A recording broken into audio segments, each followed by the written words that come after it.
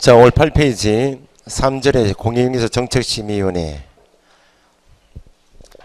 작년 시험에 한 문제 이제 나오기 시작했는데, 공인중개사법 전체에서 위원회가 2개 있어요. 나중에 비교할 건데, 앞에 지금 나와 있는 위원회 이름이 뭐예요?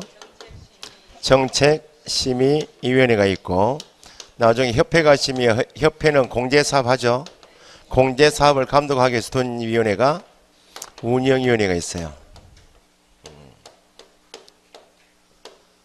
이거 나중에 배우시는데 간단히 비교해보면, 정책심의위원회는 공인중개사법 안에 있는 전반적인 업무를 심의하기 위해서 둔 것이 정책심의위원회예요. 여기 운영위원회는 딱 한 개밖에 없어요. 공제사업에 관한 사항만 심의하고 감독하기 둔 위원회가 운영위원회. 소속은 여기는 공제사업을 감독하게 둔 위원회이기 때문에 공제사업은 누가 해요? 공제사업은 누가 해요? 협회하죠. 여기는 소속이 협회입니다. 상시 공제사업을 감독할 필요가 있으니까 여기는 필수기구로 둔다 이렇게. 근데 여기는 공인중개사 업무에 관한 거의 전반적인 사항을 심의하기 위해서 두는 위원회이기 때문에 협회하면 되고, 여기는 소속이 국토부예요. 필수기구인가? 둘 수 있는 임의기구다. 그 이전에는 공인중개사 시험위원회 이렇게 했는데, 시험위원회 제도를 폐지하고 확대 개편한 것이 정책심의위원회예요. 그래서 일단 나중에 비교할 건데, 운영위원회하고 정책심의위원회 2가지가 있는데, 거기에 1번에 심의사항 나와 있죠. 공인중개사 업무 밑줄 되어 있죠. 어디에? 국토부 밑줄. 둔다, 둘 수 있다. 둘 수 있다. 그래서 개정되기 전에는 공인중개사 시험위원회였을 당시에는 심의사항이 1번밖에 없었다고. 시험위원회였으니까 시험 등 자격 취득에 관한 사항만 심의합니다 했는데, 지금 이름이 정책심의위원회로 바뀌면서 확대 개편해서 2번, 3번, 4번까지 심의사항이 포함이 된다. 그러면 공인중개사 정책심의위원회 심의사항인가 아닌가도 물을 수 있겠네. 그러면 그냥 답은 뭐예요? 공제사업에 관한 사항은 심의사항이 들어가 있다 지금. 여기 이제 유사하게 밑에 4번 보시면 손해배상 책임의 보장에 관한 사항이 있죠. 있는데 공제사업에 대해서 누가? 운영위원회가 그렇게 심의사항인가 아닌가 할 때 일단 공제사업은 아니다. 그 다음에 지금 배우시는 법이 뭐예요? 공인중개사법이죠. 공인중개사법 안에 있는 시험에 관한 사항이나 중개업 육성이나 중개보수 변경이나 손해배상 책임의 보장에 관한 사항을 심의하는 것이지, 우리가 한 개 더 배우시는 법이 뭐예요? 부동산 거래 신고 등에 관한 법이 있죠. 부동산 거래 신고에 관한 사항은 정책심의위원회 심의사항이다? 들을 수가 없죠. 그래서 X에서 부동산 거래 신고에 관한 사항 X.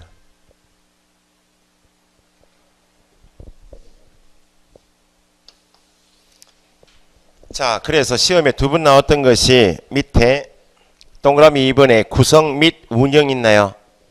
위원회 구성 및 운영은 몇 명으로 구성한다, 운영을 어떻게 한다, 이건 절차에 관한 규정입니까?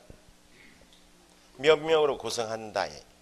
절차에 관한 사항이 아니에요. 구성 운영은 절차에 관한 사항, 절차에 관한 사항이면 어디서 하는데?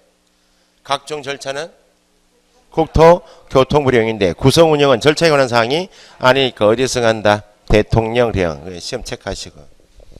그 다음에 최근에 작년에 시험 나왔고 동그라미 3번 체크하시고 또 나올 거 이건. 정책심의위원회 밑줄 하시고 뒤에 둘째 줄 누구는 따라야 한다? 시도지사. 정책심의위원회에서 심의한 사항 1, 2, 3, 4번 중에서 심의사항 중에서 뒤에 시도지사로 하여금 구속하는 거 따라야 한다. 구속하는 것은 뭐에 관한 사항만 시도지사를 구속하는가? 원칙 좀 이따 배우시겠지만 시험은 원칙은 누가 시행해요? 시도지사가 시행하죠. 그래서 위원회 나오고 시도지사 따라야 한다 나오면 위에 심의사항 4가지 중에 전체 다가 아니고 뭐만?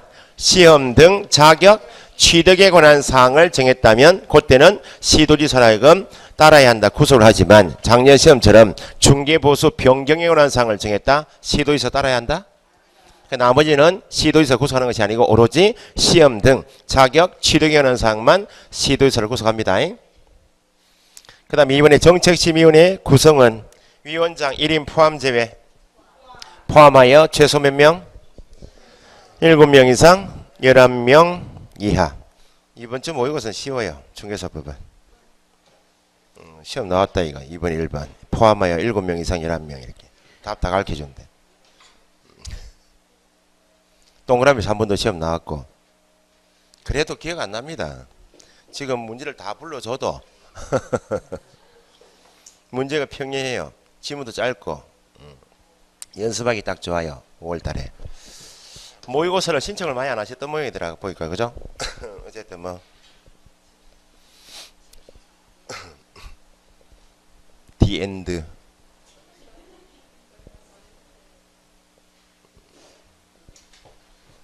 자, 그건 그렇고 위원장은 누가 되고? 이게 국토부 소속이다. 국장이 되고 하면 안 돼요. 이전에 시험위원회 있을 당시에는 위원장은 국장이 되고 이렇게 했는데 그걸 바뀌었다고. 국토부 제1차관 밑줄. 위원은 누가 임명위촉할 수 있다? 그러니까 위원장이 1차관이고 위원을 임명위촉한다 할 때 위원장이 임명위촉한다 하면 안 되고 누가? 국장이 임명위촉. 어려운 문제가 아니고 체크하시고. 위원의 임기 및 직무 대행. 임기는 몇 년으로 한다? 2년. 위원회 사임 등으로 등으로 다시 위촉된 위원회 임기는 남은 기간. 작년 시험 나왔던 게 직무 대행 이런 게 시험 나왔네. 그러니까 구석에 있는 걸 문제를 낸다 그 말은 난이도 높이겠다 그 말입니다. 공법도 그렇고 위원장이 부득이한 사유로 직무를 수행할 수 없다. 그럼 누가 지명한? 위원장이 지명한 위원이 대행한다. 4번에 제척, 기피, 회피 있나요? 위원회 이제 개념을 구별하실 게 작년 시험 나왔던 것이 제척 제도가 있고 기피 신청 제도가 있고 회피 제도가 있어요. 각종 피를 본다고. 요것만 구분하시면 돼. 기피하고 회피만. 제척 사유다는 말은 갑위원이 있으면 안건을 심의하러 가겠죠. 안건하고 갑위원이 인적으로 친족 관계에 있다. 배우자 관계에 있다. 있으면 공정한 심의가 되겠어요? 이해관계가 있으면 물적으로 관계에 있으면 그 위원이 공정한 심의가 안 되니까 법에 정한 사유에 걸려있는 위원은 아예 심의 의결에서 배제시켜야 되겠죠. 제척된다 그 말은 심의 의결에서 배제시키겠다 빼겠다. 그것이 제척 사유. 기피 신청은 누가 하는가? 안건의 당사자 입장에서 보면 인적 물적 관계에 있는 위원이 심의에 들어가 버리면 공정한 심의를 기대할 수가 없잖아요. 그래서 안건의 당사자가 위원회에 가서 신청하는 것을 뭐라 한다? 기피 신청. 회피는 갑위원이 법에 정한 제척 사유에 걸려있으면 지가 스스로 빠져야지. 스스로 위원 본인이 스스로 빠져야 되는 것을 뭐라 한다? 회피. 기피 신청은 누가 하고 안건의 당사자가. 회피는 누가 해야 한다? 위원 본인. 그것만 구분하시면 되고 1번에 심의위원회 위원 2 다음에 해당하는 경우 심의 의결에서 뭐 제척된다. 인적 물적 관계 있기 때문에 빠져라 그 말입니다. 그래서 기억, 니은하고 리얼 부분은 읽어보시면 금방 표현하는데 작년 시험처럼 디귿은 읽어두셔야 돼. 디귿 보시면 위원이 해당 안건에 대하여 증언, 진술, 자문조사, 연구, 용역, 감정. 작년에 앞에 증언, 진술, 자문이 나온 게 아니고 연구, 용역, 감정했다. 거기 나왔어요. 뚝 떼가지고 안건에 대해서 내부적인 사항을 속속들이 다 알고 있다. 빠져라 그 말입니다.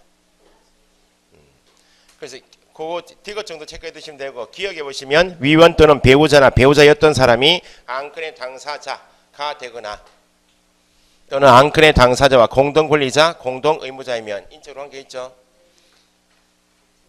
그러니까 그것도 기억도 두 가지를 잘라서 읽어야 됩니다. 위원 또는 배우자나 배우자였던 사람이 안건의 당사자가 되는 경우 한 개 하고 그다음에 안건의 당사자와 공동권리자, 공동의무자인 경우 잘라서 읽으시라고. 그 다음에 위원이 당사자와 친족 관계에 있다. 친족이었던 경우도 인적 관계 있죠. 네 번째, 위원이나 위원이 속한 법인단체 등이 해당 안건의 당사자의 대리인이거나 대리인이었던 경우도 인적으로 관계 있죠. 기억하고 니은하고 리얼을 읽어두시면 되시는데 디귿은 체크해 두셔야 됩니다. 정은 진술 자문 끊으시고 연구 용역 감정 그래서 뚝 떼어서 위원이 해당 안건에 대하여 자문한 경우 정은한 경우 진술한 경우 각각 끊어서 읽는 연습하시고 이번에 안건의 당사자 밑줄 하시고 당사자가 위원에게 공정한 심의를 기대하기 어려운 사정이 있다. 어디 가서 위원회에 가서 뭐 할 수 있다. 안건의 당사자 기피 신청할 수 있다. 몇 페이지예요 지금? 9페이지요. 늦게 온 사람이 지금 페이지를 못 찾고 있다 지금 한 사람이. 저기 뒤에 있는 사람은 찔리는가 봐요. 바늘 없어요. 한번 찔러볼까 그냥. 자, 안건의 당사자가 할 수 있는 게 기피 신청. 그러면 뒤에 기피 신청 대상이 되는 위원은 의결에 넣으면 안 되겠죠? 참여하지 못한다. 3번에 위원 본인 밑줄 본인이 재척사유에 걸려 있으면 뭐 해야 한다? 회피해야 한다. 기피 신청은 당사자, 회피는 본인이. 그럼에도 불구하고 4번 국장이 위에서 쳐다보고 있으니까 재척사유에 걸려있는 위원이 스스로 회피하지 않고 있다. 그러면 아예 국장은 해촉할 수 있다. 누가요? 위원장이 해촉하는 거 아니에요? 국장이 해촉할 수 있다. 그 다음 위원회 운영은 1번은 뭐 시험에 유사하게 나왔어요. 회의 열 때 개의 중원에 개의 회의를 연다. 개의 동그라미 개의 할 때는 뭐에 얼마? 무슨 출석 오늘 출석했잖아요. 그 말고 제적 회의 열 때는 몇 명 나왔습니까? 본다 그 말입니다. 제적위원회 과반수 반수하면 안 돼요. 의결할 때는 나온 사람의 과반수 출석하고 제적을 구분하시라고. 개의 할 때는 제적 의결할 때는 출석 구분하시고 반수가 아니고 뭐 과반수 어려운 거 아닙니다. 그 다음에 위원장이 회의 소집하려면 통보를 해줘야 되겠다. 회의 개최 며칠 전? 개칠이 두 개나 있죠. 좀 이따 오늘 배우시겠지만 등록 간청은 등록을 하고 등록 신청 개설 등록 신청일로부터 서면 통지해라. 개칠 통지. 위원회 위원장이 통보할 때 개최 7일 전 개칠. 됐죠? 긴급하다. 그러면 언제까지? 전날. 긴급 밑줄 전날. 꼼꼼하게 읽어두시면 뭐 해야 될 게 없으니 읽어두시고. 됐어요? 넘기세요. 자, 중개 대상물은 한 문제 정도 나와요. 중개 대상물. 자, 중개 대상물 범위는 박스에 몇 가지가 있다? 5가지. 5가지를 밑에 동그라미 2번 밑에 법률과 시행령으로 규정하고 있다. 법률과 시행령 밑줄 하시고. 한번 나온 적이 있어요. 중개 대상물의 범위는 법률과 시행 규칙으로 정하고 있다.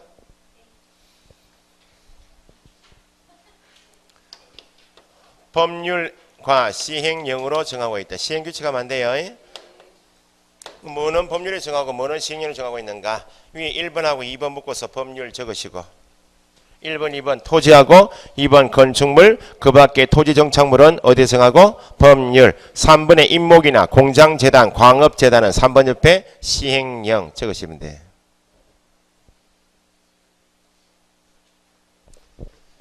자, 중개대상물은 출제 유형이 중개대상물을 서술형으로 5개 지문해서 서술형 문제 나오지만 박스형 문제가 잘 나와요. 요즘에 중개대상물이 될 수 있는 것은 몇 개인가? 중개대상에는 기타 권리도 포함된다. 중개라 하면 중개대상물에 대하여 당사자가 매매, 교환, 임대차, 계약도 알선하지만 그 밖에 권리도 포함되죠. 중개대상 권리가 될 수 있는 것은 몇 개인가? 이렇게 나와요. 그러면 중개대상물이 될 수 있다. 중개대상 권리가 될 수 있다라고 할 때는 그 물건이 그 권리가 뭐가 가능해야 한다? 중개가 가능해야 한다. 그래서 박스형 문제부터 먼저 정리하면 중개가 가능해야 중개대상물, 중개가 가능해야 중개대상 권리가 될 수 있다면 중개라 하면 뭐에 대하여? 중개대상물에 대하여 거래 당사자 직접 되는 것입니까? 거래 당사자 간에 개입하여 매매, 교환, 임대차 그 밖에 권리, 득실, 변경이거나 행위를 많은 것 알선. 그러면 5가지가 되어야 중개대상물이겠죠. 5가지에 대하여 계약을 알선하려면 누구 소유인가? 국가 소유인가? 개인 소유인가? 사적 소유가 가능해야 한다. 개인 소유일 것.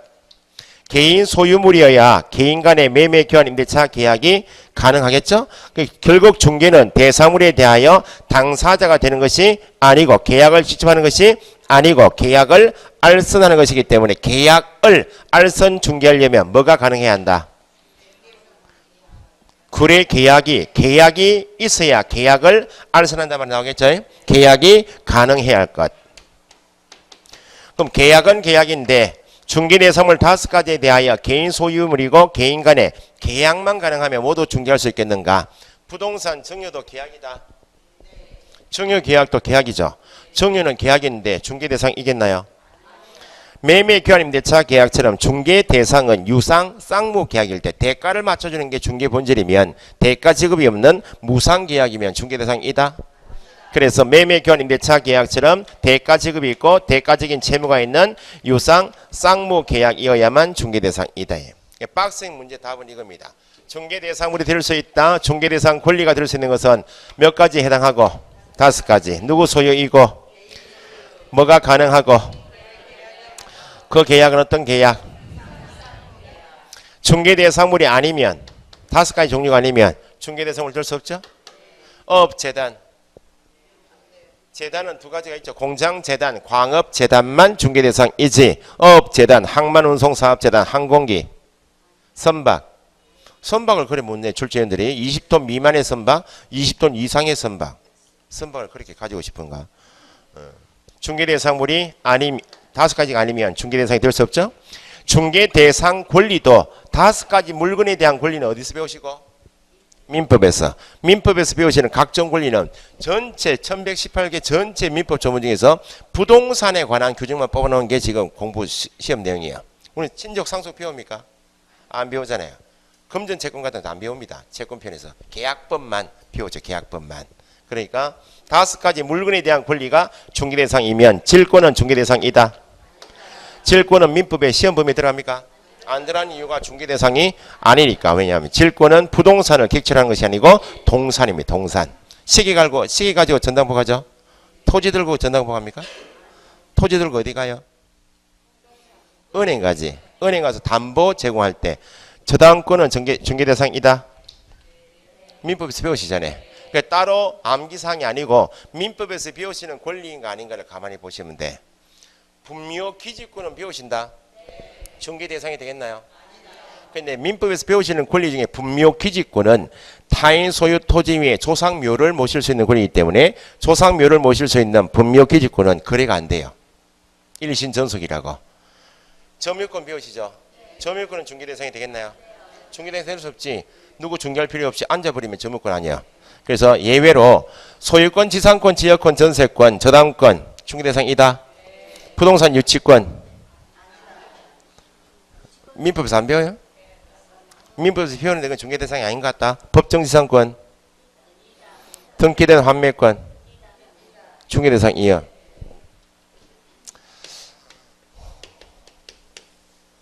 유치권이나 법정지상권은 좀 이따 다시 정리하겠지만 유치권은 담보물권이다. 약정담보물권이요, 법정담보물권이요. 공사대금 못 받았다. 채무자 부동산 소유자가 내 점유할게 계약하고 왔는 거요. 법정입니다. 법률 규정에 의한 권리 변동이죠. 이것도 법정이죠. 법정은 계약이 있다 없다. 계약 없이 성립되죠. 그러면 법정이 붙어 있는 것은 물을 게 2가지요. 법정 담보물권인 유치권 성립, 법정 지상권 성립은 계약에서 성립됐어요.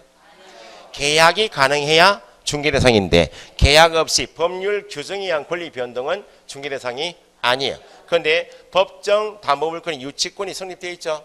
유치권은 피담보 채권이 있다. 담보물권이니까 공사대금 채권이 있잖아요. 받을 돈이 있다. 피담보 채권 양도할 때 유치권도 양도할 수 있다. 수반성 할 수 있죠. 그래서 피담보 채권을 양도할 때 부동산 유치권도 같이 수반성에 의해서 같이 양도할 수 있다 없다. 팔 수 있으니까 중개대상이 있다. 양도는 중개할 수 있다 없다. 있다. 법정지상권은 타인 소유 토지 위에 건물을 소유하기 위해서 수목이 땅을 기타 공작물을 소유하기 위해서 남의 땅을 사용할 수 있는 권리죠. 법정지상권 성립은 계약이 있다. 없으니까 중개대상이 아니야.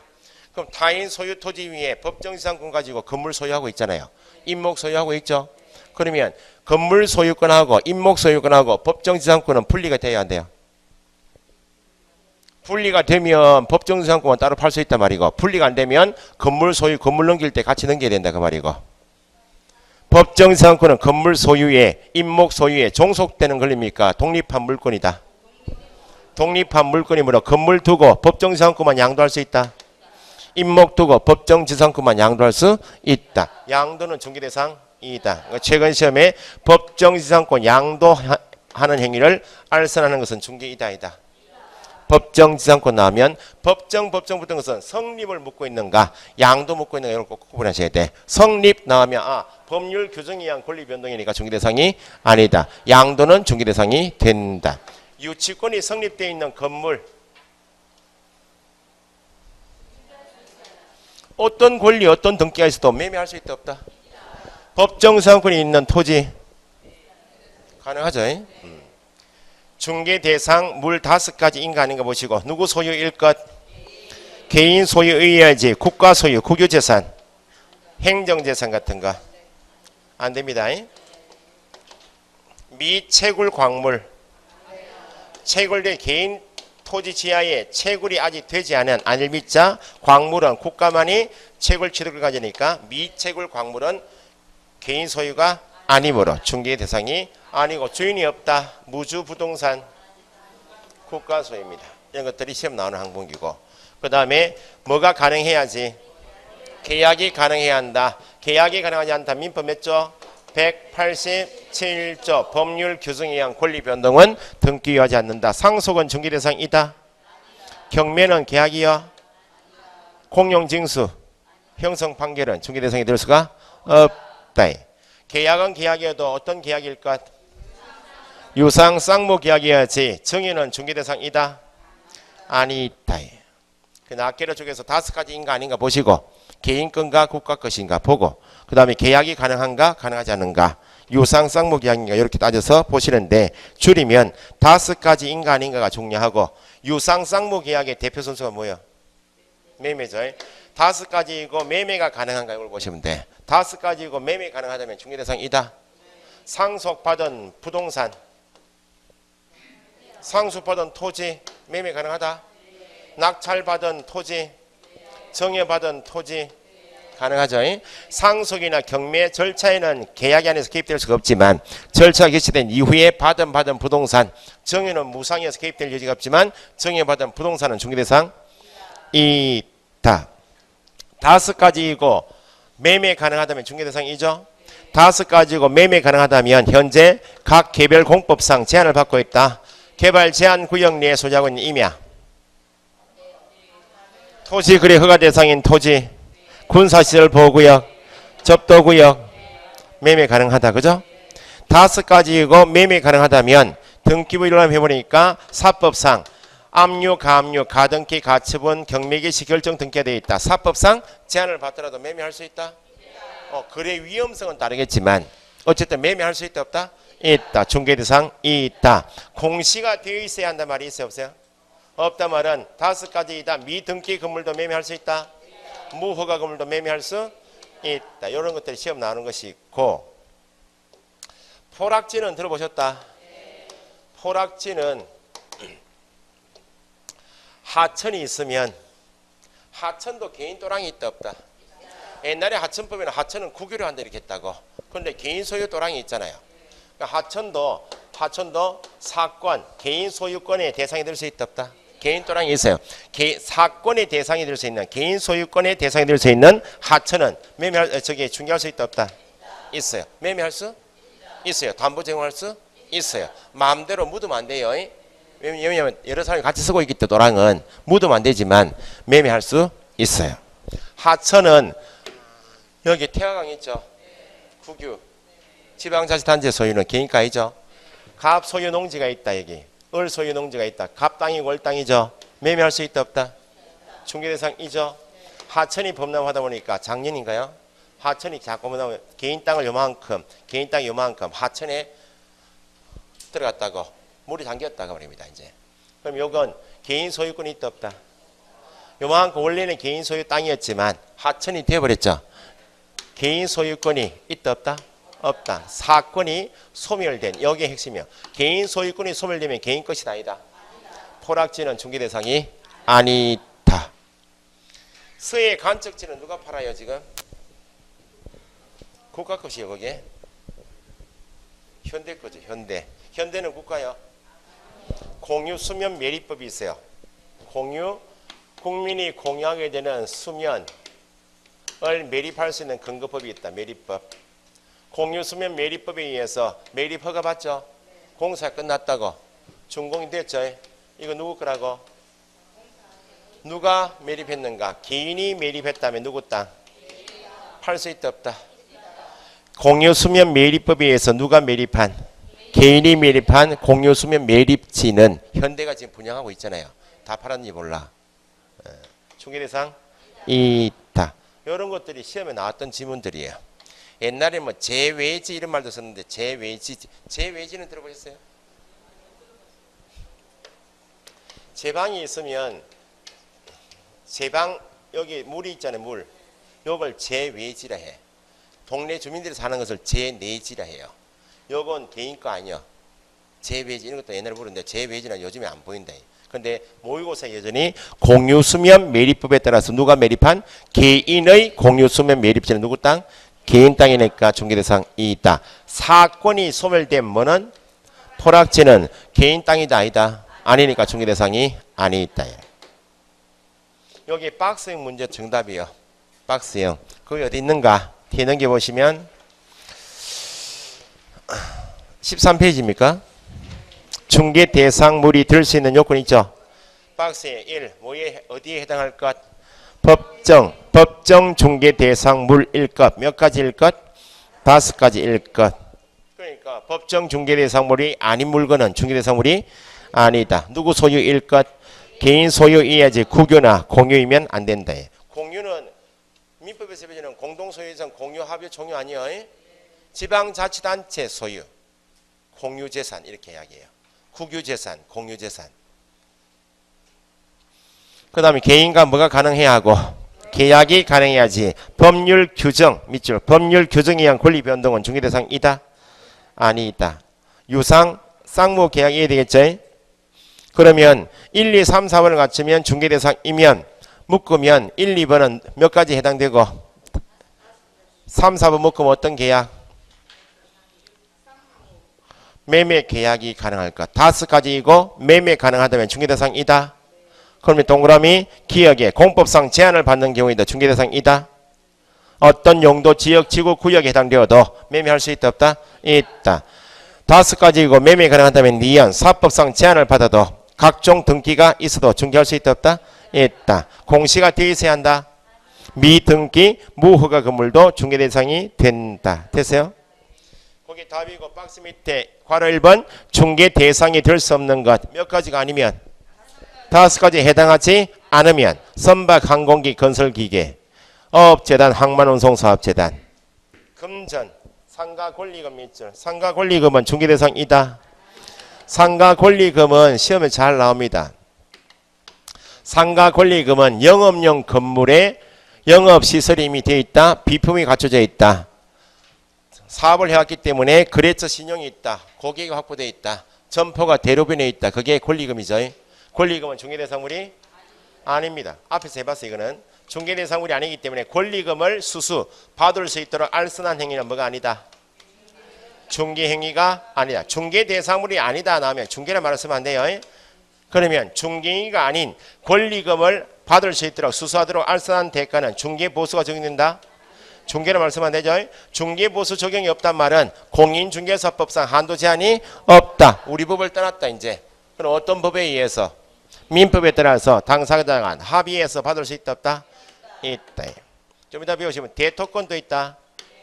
대토권은 주택을 앞으로 철거하게 되면 주택을 철거하는 대신에 이주해야 될 거 아니야? 택지개발지구내 택지, 토지를 공급, 분양받을 권리를 주겠다. 주택을 앞으로 철거하게 되면 몇 번지 땅인지는 모르겠지만 택지개발지구내 토지를 분양받을, 공급받을 권리 주겠다. 특성이 되었어요. 우리가 중개 대상입니다. 중개하였다는 말이 성립되려면 아파트 매매를 중개했다라고 하려면 몇 동 몇 호라고 특정되어 있다. 토지 매매 중개했다 하면 몇 번지 땅을 중개했다라고 특정이 되어 있어야 중개를 하지. 대토권 권리를 주겠다 했을 뿐이지 특정이 되었다.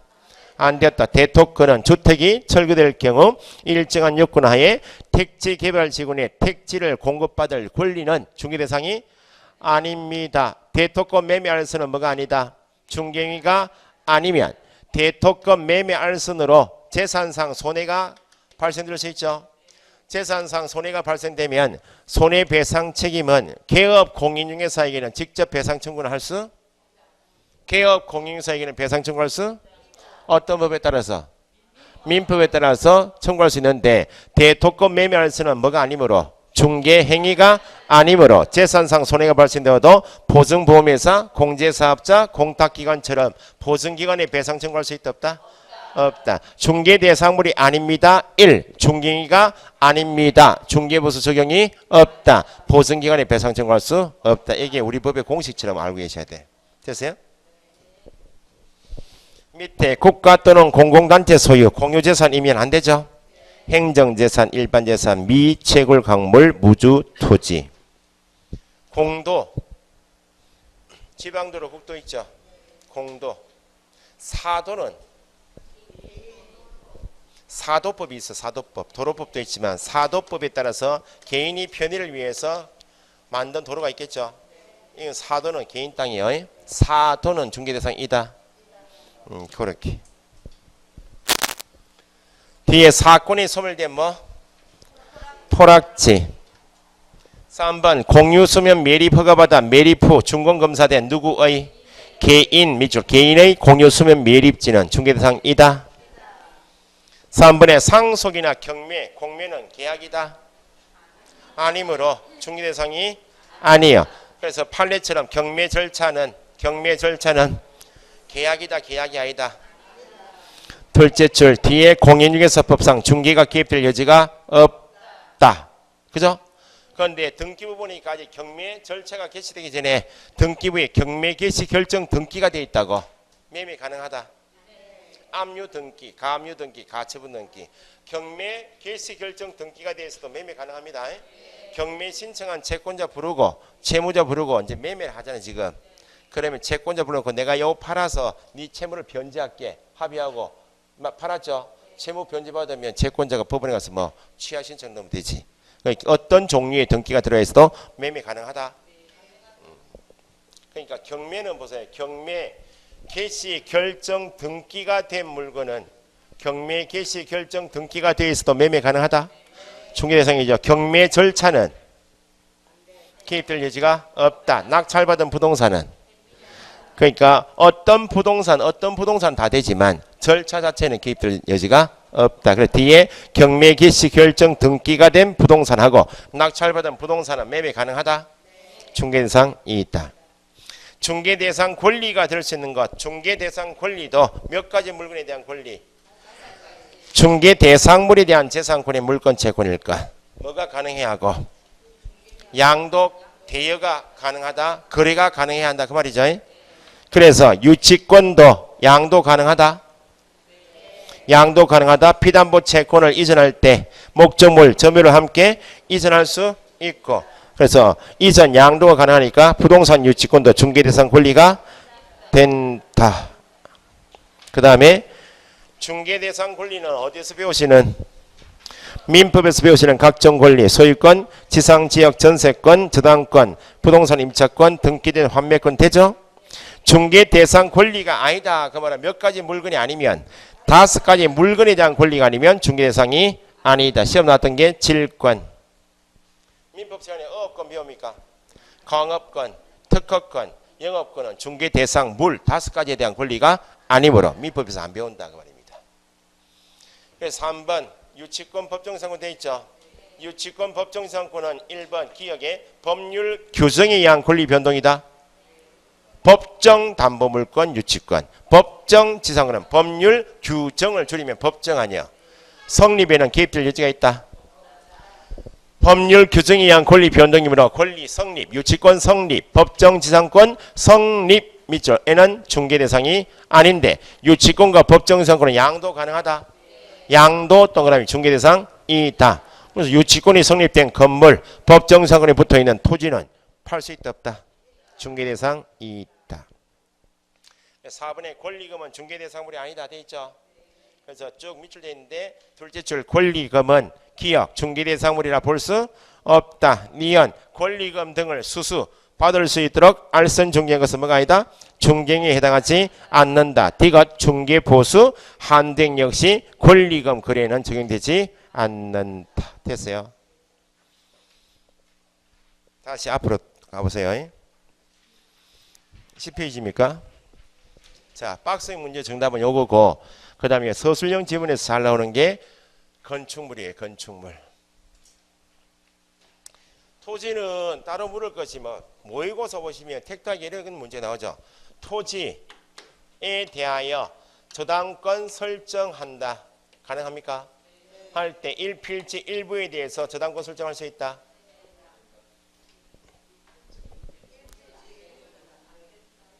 일필지 일부에 대해서 매매 가능하다. 그 이제 지문을 자기가 상상하잖아요. 분할하면 되지 이렇게. 시험 지문에는 분할했단 말이 없어. 자기가 상상해서 지문을 자꾸 만들어요. 그래서 문제를 틀린 부분이 계속 틀리는 이유가 자기가 습관이 되어 있다고. 시험 지문에는 그런 지문이 없어. 자기가 상상해서 지문을 자꾸 집어넣어요. 자기한테 유리하도록. 내 지식이 완벽하다는 것을 상상에 자꾸 집어넣어요. 문제가 풀고 나오면 미쳤다 하는 문제가 두 문제 있어요. 그 지문이 없어. 귀신도 아니고. 그잖아요? 토지 일필지 토지 일부에 대해서 저당권 설정할 수 있다? 일필지 일부에 대해 저당권 설정하면 어떻게 공시해요? 공시할 방법이 없잖아요. 일필지 일부를 매매했다. 어떻게 공시하냐고. 분할이 있어야지. 분할이란 말이 있으면 일필지 일부도 가능하죠? 저당권은 처분행위 아니야? 처분할 때는 일필지 단위로. 그래서 택도 아니게 민법 해가지고 일필지 일부에 대하여 저당권 설정행위 알선할 수 있다?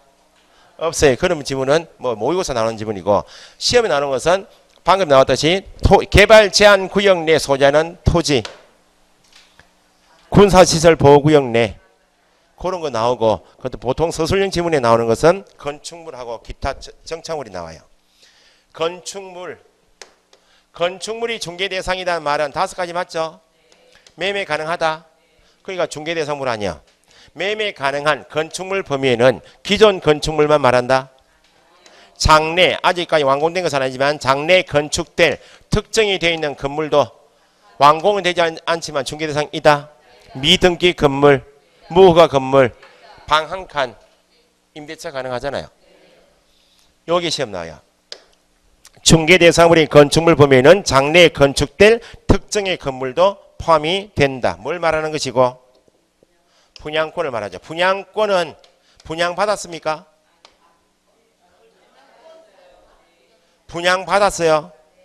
분양받았잖아요. 완공은 안 됐지만 동호수 추첨해서 특정 동호수 당첨받았다.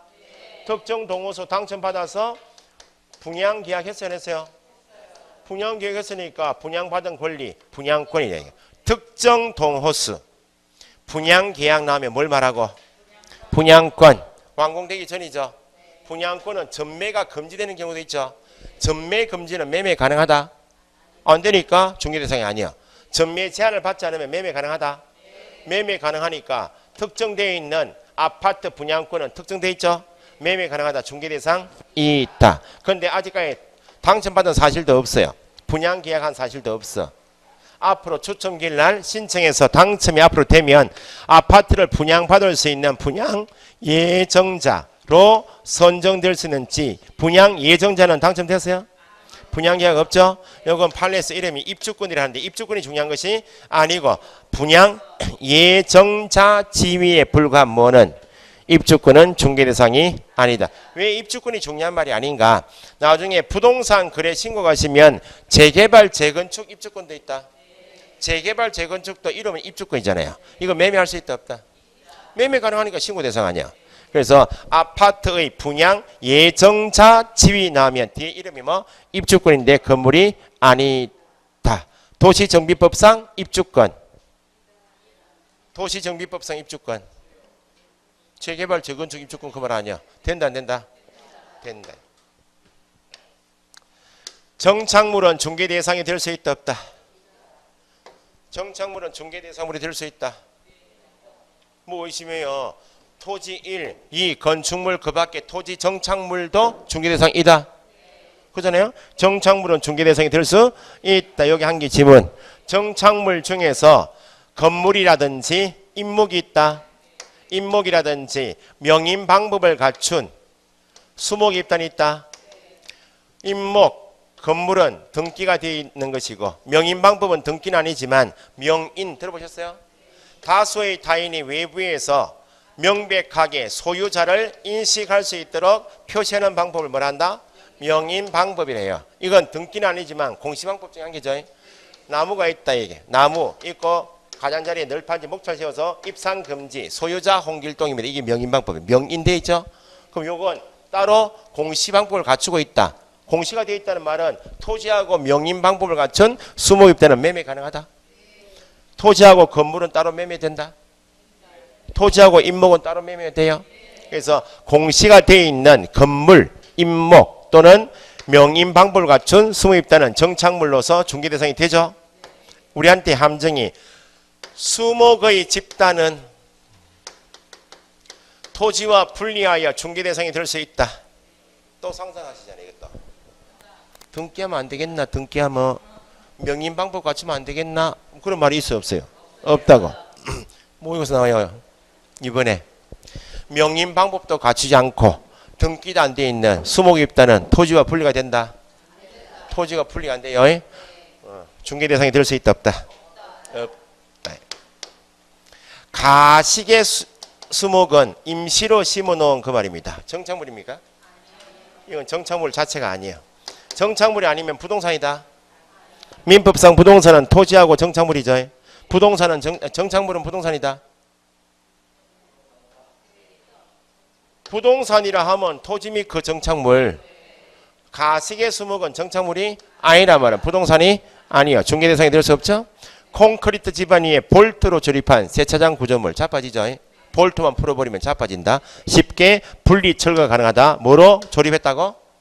볼트로 조립한. 볼트 조립 방식의 세차장 구조물은 정착물이 아니다. 등기법에서 배우시면 농가용 축사가 있다. 농가용 축사도 중개 대상이 될 수 있다. 건축물이 있고 축사가 있잖아요. 연면적이 얼마? 그까지는 모르겠고 200제곱을 초과할 것. 경관 구조를 갖추고 있죠. 철골조 세워가지고 사방은 튀어있지만 축사가 이거 따로 등기 가능하다. 중개 대상이 등기가 가능하다. 따로 팔 수 있다 없다? 있다. 나중에 등기법책에서 등기 가능한 물건에서 농가용 축사도 나올 거예요. 농가용 축사가 있어. 뭐를 키운다고? 뭐 소를 키우고 뭐 그런 나오죠. 돼지는 키우면 안 되는 거 몰라. 자, 그래서 기본적으로 서술형 지문에서 5개 지문 중에서 2개, 3개 구성하는 게 이거예요.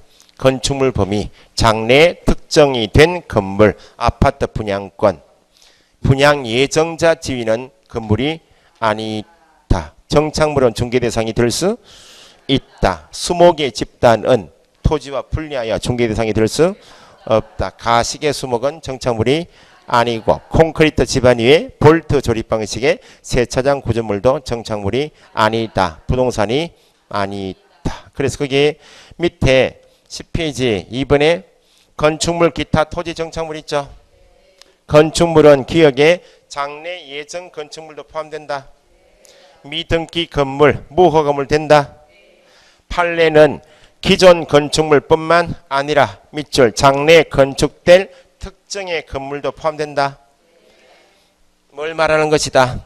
디귿 분양권, 아파트 특정 동호수 분양권이다. 그러면 분양받았습니다. 분양받은 특정 동호수가 있다. 분양계약했다. 그 두 마디 보이면 분양권이고 완성되기 전이죠. 매매 가능하다. 중개 대상물인 건물에 해당하지만 네 번째 분양 예정자, 예정자 밑줄, 예정자 이런 뭐 입주권은 건물이다. 그래서 둘째 줄 아파트의 분양 예정자로 선정될 수 있는 지위에 불과한 뭐는 입주권은 중개대상물인 건물에 해당하지 않는다. 뭐 미음도 한번 나왔어요. 신축 중이어도 세 가지만 갖추면 건물에 해당한다. 뭐가? 기둥, 주벽, 지붕이 얹어지면 미완성 상태여도 건물에 해당하니까 중개대상이 될 수 있다 없다? 있다. 비업 보시니까 부동산 거래 신고 등에 관한 법에 따라 부동산을 취득할 수 있는 권리. 옆에 페이지 거기 보시니까 도시 및 주거환경 정비법, 도시정비법 있죠. 관리처분 계획 인가로 인하여 취득한 입주권, 입주자로 선정된 지위, 재개발, 재건축, 입주권. 주택법이다. 택지개발 촉진법상 공급계약이 이름이 뭐예요? 공급계약. 주택법에서 쓰는 표현은 주택건설공급관리 이렇게 해요. 주택법에서 배우시는 것은 30호 30세대 이상 사업계획 승인 대상인 규모로 배우시죠. 주택을 건설하면 자금 모아야지. 그 다음에 자금 모아서 건설하죠. 지었다고 30호 30세대 이상. 그러면 공급해. 공급이 뭐예요? 분양이 분양. 공급계약은 분양계약. 토지, 상가, 주택, 분양계약을 통하여 분양권 취득했죠. 그거 매매할 수 있다 없다? 토지 분양권, 상가 분양권, 아파트 분양권 매매 가능하다. 거기 나중에 부동산 거래 신고 등에 관한 법 보면 나온다고요. 입주권이란 말에 속으시면 안 돼요. 입주권 앞에 분양 예정자 붙어 있으면 건물이 아니다. 정비법 나오고 입주자로 선정된 지위, 재개발 입주권, 재건축 입주권은 된다. 구분하시고. 그래서 밑에 토지 정착물은 중개 대상이 될 수 있다. 있다 동그라미. 그래서 미연에 개방형 축사 있죠. 읽어 두시고 등기법 책에 있을 거예요. 그 다음에 3번에 정착물이 아니다. 정착물이 아니면 부동산이다. 중개 대상이 될 수 없는 것 기억에 콘크리트 집안 위에 볼트 조립 세차장 구조물 자빠진다. 볼트만 풀어버리면 쉽게 분리 철거 가능하다. 그 다음에 가식의 수목은 중개 대상이 아니다. 그래서 밑에 박스에 수목의 집단은 세 개로 나눠져 있죠. 위에 맨 위에 칸에 수목의 집단만 나와 있으면 따로 공시가 된 바 없죠. 중개 대상이 될 수 없어요. 명인 방법은 공시가 되어 있죠. 명인은 등기는 아니죠. 소유자 홍길동 하면 소유권이 누구 있다. 소유권은 공시한다. 명인 방법 대두고 저당권 설정할 수 있어요. 저당권 설정하려면 등기해야 될 거 아니야. 그래서 명인은 공시방법적 한계인데 다른 권리 객체 목적은 될 수 없고 오로지 뭐만 소유권만 매매 가능하다. 그러니까 중개대상이고 좀 이따 배우시겠지만 등기한 수목이 집단 이런 임목은 등기부가 있다. 소유권 이외에 뭐까지 저당권의 목적이 되고 중개대상이다. 그죠? 3번에 임목은 임목법이란 법이 있어서 단독 문제가 2번 나왔어요. 그 임목법은 정리를 좀 해야 되고 조금 더 확장해서 1, 2, 3, 4월보다 조금 더 확장해서 볼 필요가 있습니다. 그래서 조금 쉬었다가 임목하고 재단 봅시다.